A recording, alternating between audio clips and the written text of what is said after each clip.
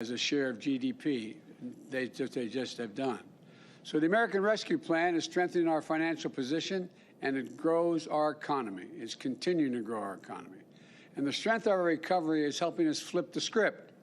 Instead of workers competing with each other for jobs that are scarce, employers are competing with each other to attract workers.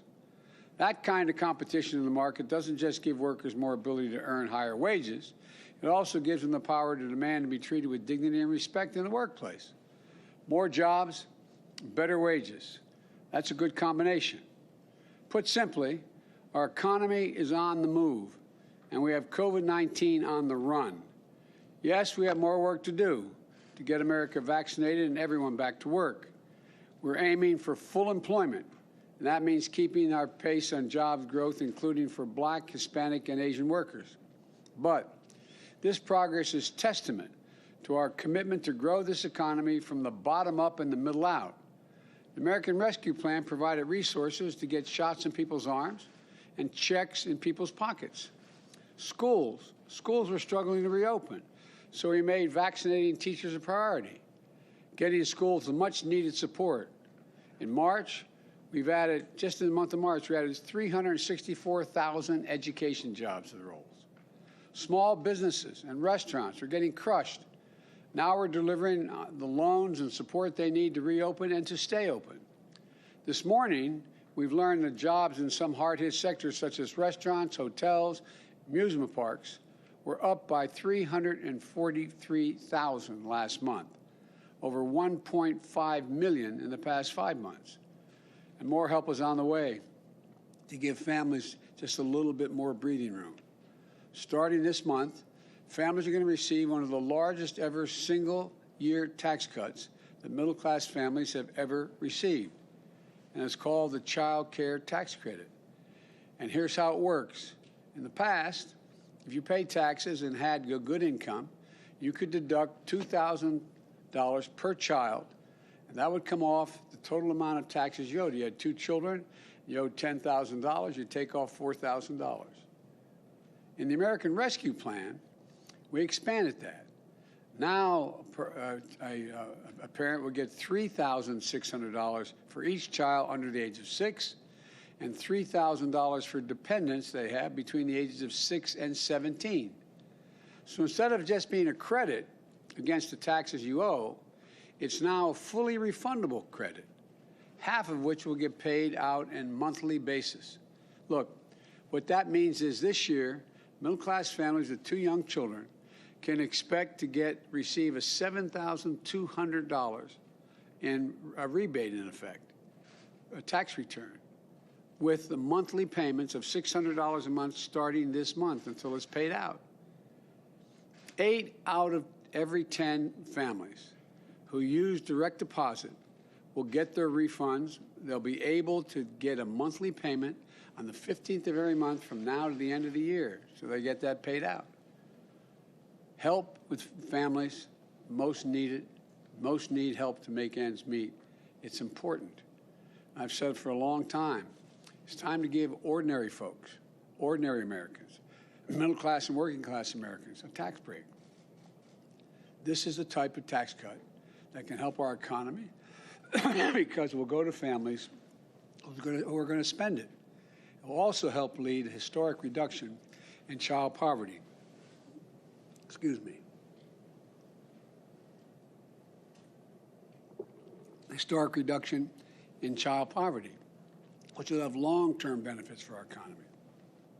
And we're delivering $39 billion to help child care providers serve more families, to help parents, particularly women, get back to work.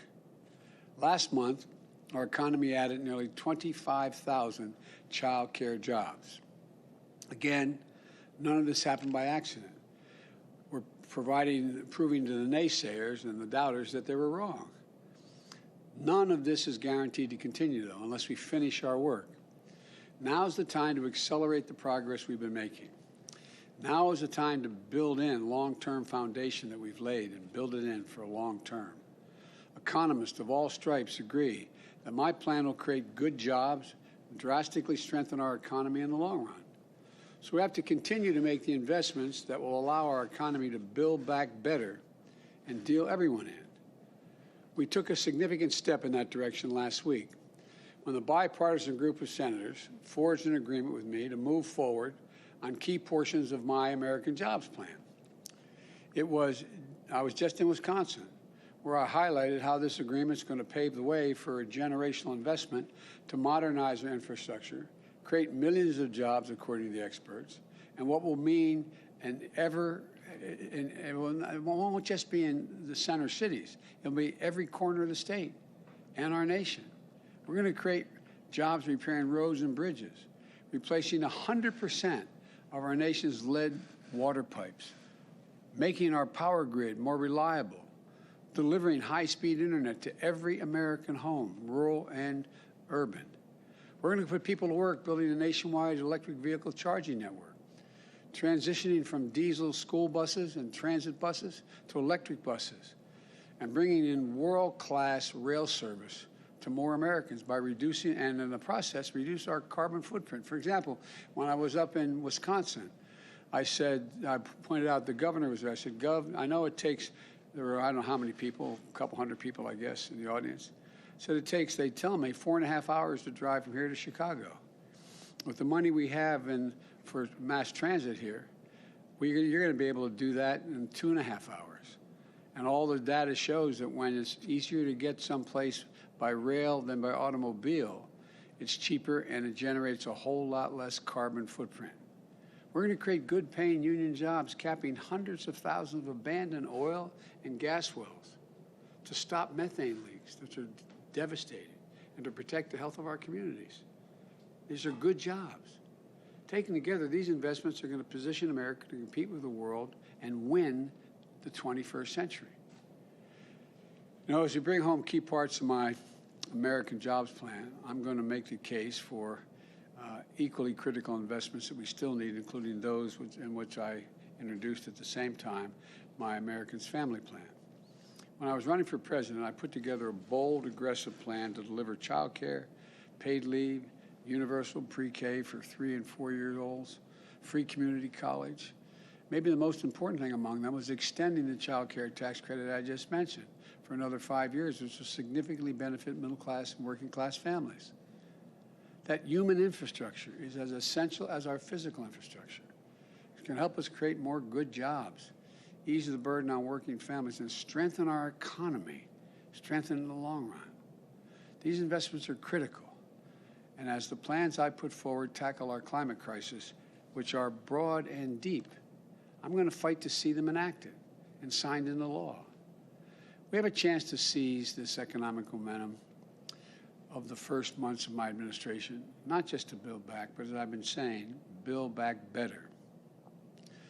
This much is already clear. We're on track, and we're on the right track.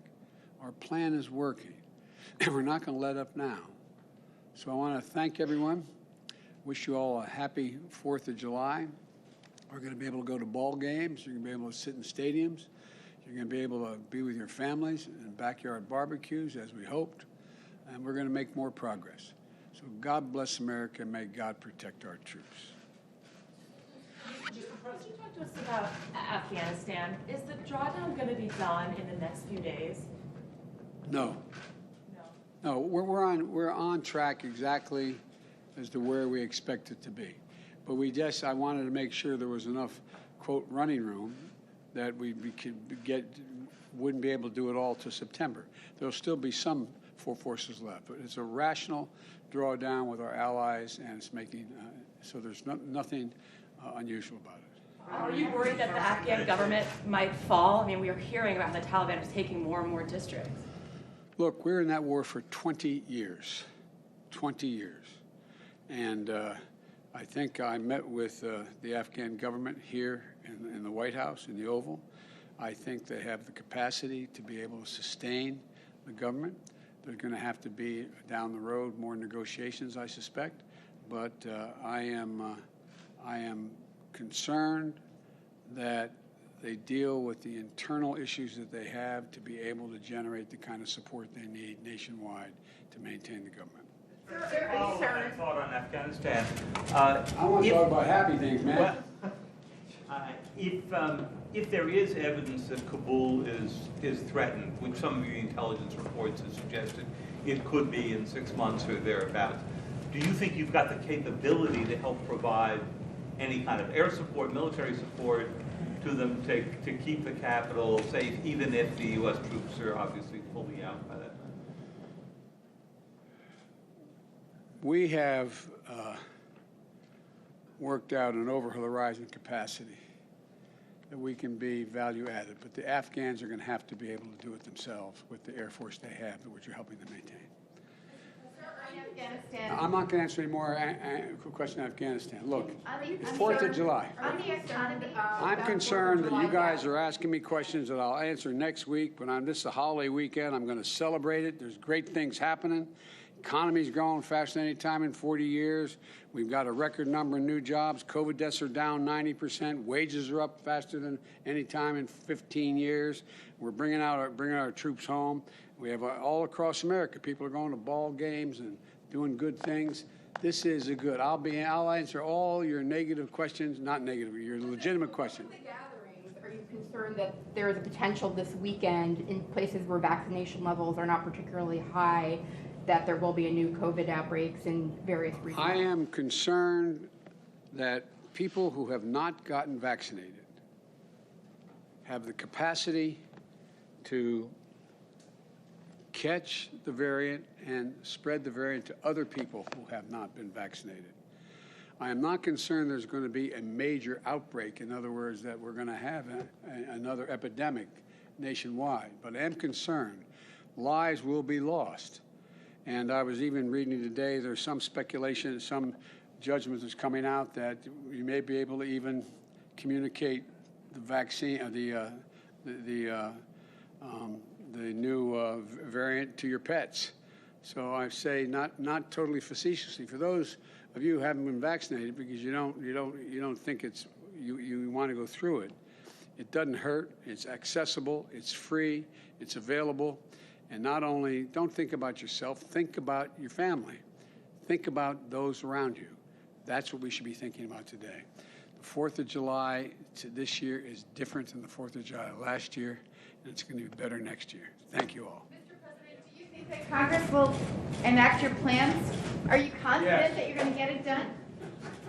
Come on. Oh, come on, guys.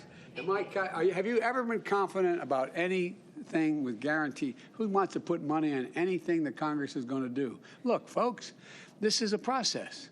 This is a process. I love you guys, but it's a process. And I don't know, you want me to say, yes, I'm absolutely certain. Well, are you absolutely certain this new commission is going to work, investigating what happened on the 6th? Are you guys confident that the Republicans are going to participate? Look, only I know what to do, and I really mean this, is do my best to lay out what I think the country has to do, try to be as persuasive as I can, and hope, and thus far, it seems to be working a little bit. So thank you. Mr. President, do you think it's fair that the Olympic runner